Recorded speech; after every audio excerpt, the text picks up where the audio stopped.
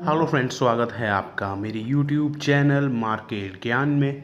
आज के इस वीडियो में बात करने वाले हैं देखो ओवरऑल मार्केट के बारे में ही, क्योंकि अभी स्टॉक स्पेसिफिक बात करना थोड़ा सा अगर आप देखोगे तो लेस इम्पॉर्टेंट है कंपैरेटिवली ओवरऑल मार्केट के कंपैरिजन में। तो इस टाइम पर आज मैं जो आपको न्यूज़ बताने वाला हूँ बहुत बड़ी न्यूज़ है, बहुत ध्यान से ये वीडियो आप देखना। मैं तो आपको रिक्वेस्ट करूँगा कि इस वीडियो को आप बिल्कुल भी स्किप मत करना। ये मैं अपने लिए नहीं, आप लोगों के लिए नॉलेज के लिए ही बोल रहा हूँ, क्योंकि ये जो टॉपिक है बहुत ज़्यादा इम्पॉर्टेंट है। और आज के टाइम पर जो भी बैंक में पैसा डिपॉजिट करता है या कहीं भी, तो उसके लिए तो बहुत ही ज़्यादा इम्पॉर्टेंट है। तो बस वीडियो को एंड तक आप देखें सो डैट आपको सारी चीज़ अच्छे से समझ में आ जाए। चैनल पे फर्स्ट टाइम विजिट कर रहे हो, सब्सक्राइब जरूर कर लीजिएगा। वीडियो अच्छी लगे तो एक लाइक ज़रूर करिएगा। देखो यहाँ पर मार्केट आज गिरावट दिखा रहा था, डाउन साइड में था। क्लोजिंग तक आपको यहाँ पर रिकवरी देखने को मिली। Sensex, Nifty bank, mid cap थोड़े बहुत रिकवर कर गए। बड़ी रिकवरी तो नहीं आई, लेकिन यहाँ पर ये है कि एटलीस्ट ये नेगेटिव की क्लोजिंग आपको देते हुए नहीं आए। तो ये तो मैंने आपको जस्ट जो आज के दिन का क्लोजिंग रहा है वो दिखा दिया। अब मैं आपको एक बड़ी न्यूज़ दिखाता हूँ, और ये जो न्यूज़ है ना वो BFSI सेक्टर, ये इस सेक्टर के लिए बहुत बड़ी न्यूज़ है। यहाँ पर आप देखो एक्शन मोड में RBI इन 17 फाइनेंसिंग कंपनियों का लाइसेंस रद्द, 20 NBFCs ने सरेंडर किए COR। यानी कि यहाँ पर RBI ने बहुत सारी फाइनेंस कंपनीज का लाइसेंस जो है वो रद्द कर दिया। बहुत सारी NBFCs हैं जिन्होंने खुद से अपने COR सरेंडर करे हैं। इस वीडियो में मैं आपको एक एक नाम दिखाने वाला हूँ। अगर आपने कहीं भी इन्वेस्टमेंट किया हुआ है तो बहुत जल्दी एक्शन आपका रिक्वायर्ड होगा। यहाँ देखो RBI ने एक बार फिर सख्त कार्रवाई की है। एक साथ 17 नॉन बैंकिंग फाइनेंशियल कंपनी, जिसको आप NBFCs के नाम से जानते हो, इनका रजिस्ट्रेशन का जो सर्टिफिकेट है वो रद्द कर दिया गया है। वहीं 20 NBFCs ने अलग अलग कारणों से खुद अपना COR सरेंडर कर दिया। तो यहाँ पर बहुत ज़्यादा स्ट्रिक्ट एक्शन अब लिया जा रहा है। हाल ही में आपने देखा होगा एक महाराष्ट्र में कॉरपोरेटिव बैंक है वो डिफ़ॉल्ट कर गई, बहुत सारे लोगों का पैसा फंस गया। और इससे हम लोगों को उतना ज़्यादा पता नहीं चलता है, लेकिन जिनका पैसा होता है उन बैंक्स में और जिनका मेन जो फाइनेंसेस होते हैं वही होते हैं, तो उनको सोचो कि कितनी दिक्कत होती होगी। लाइसेंस रद्द होने वाले सभी बैंक पश्चिम बंगाल में स्थित हैं।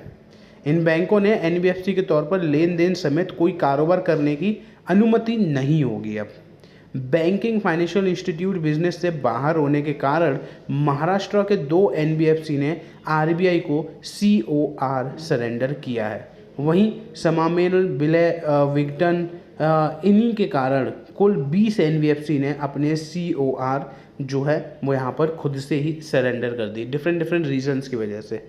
लेकिन यहाँ पर अब क्या है कि ये जो जिनके लाइसेंस रद्द करे गए हैं वो अब कोई भी फाइनेंशियल ट्रांजैक्शन नहीं कर पाएंगे। अब देखो कौन कौन सी देख लो आप इस लिस्ट में, अगर आपने भी कुछ भी किया हो तो आप बच के रहना पड़ेगा आपको। जायन financial services, Namokar consultant, Salar सरजी मर्चेंट प्राइवेट लिमिटेड, फिर आप देखोगे तो एट्रिम estate private limited, PK mercantile private limited, Panorama Financials private limited, Prashant इनपैक्स प्राइवेट लिमिटेड। फिर आप यहाँ पर देखोगे रामू का कॉमर्शियल, प्रेटियस merchant, Castle Fincon, Kishore Rai trading holding, gamma commerce, फिर आप देखो ईटा मेरी, Divya dealers, preference technologies, ITC marketing private limited. Last में हर जगह आपको देखने को मिल रहा है कोलकाता लिखा हुआ है, यानी कि यहाँ पर ये सारे के सारे NBFCs जो हैं कोलकाता के हैं जिनके लाइसेंस रद्द कर दिए गए हैं। अब यहाँ पर देखो क्या हुआ, ये तो ठीक है लेकिन इसमें बड़े नाम क्या हैं। Non banking financial institution business से बाहर होने पर यहाँ पर आप देख पा रहे होगे कि मनोवे इन्वेस्टमेंट प्राइवेट लिमिटेड और रिलायंस कॉमर्शियल फाइनेंशियल लिमिटेड, इन्होंने अपना COR सरेंडर कर दिया है। रिलायंस ने यहाँ पर खुद से ही अपना COR सरेंडर कर दिया।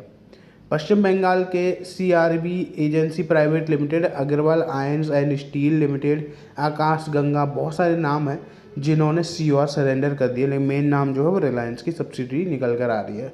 इसके अलावा चेन्नई में स्थित तो और भी कंपनीज हैं जिन्होंने, मुंबई में स्थित Birla family investment private limited और बिरला TMT होल्डिंग्स, यहाँ पर इन्होंने भी अपना COR सरेंडर कर दिया है।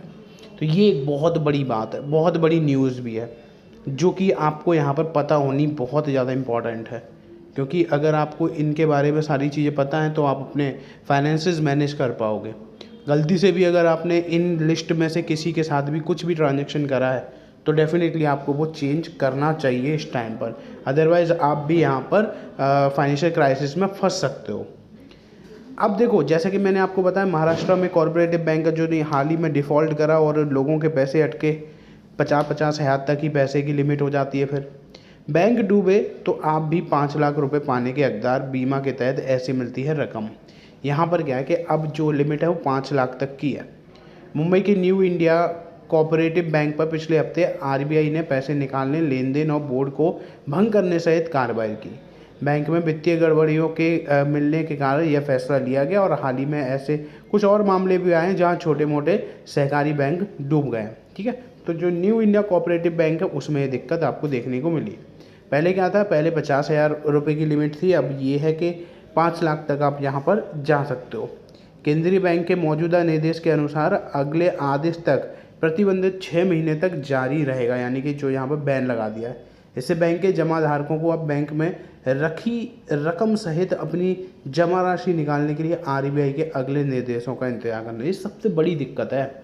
आप सबसे पहले तो बोलते हो कि बैंक पर भरोसा करो, बैंक में पैसा डालो, बैंक में आप पैसा जमा करने चले जाते हो और उसके बाद अचानक से जब ऐसी चीज़ें निकल कर आती हैं तो फिर आप यहाँ पर रेस्ट्रिक्ट हो जाते हो और आपको अपना ही पैसा निकालने के लिए अनुमति नहीं मिलती। सबसे बड़ी दिक्कत मानता हूँ मैं तो ये।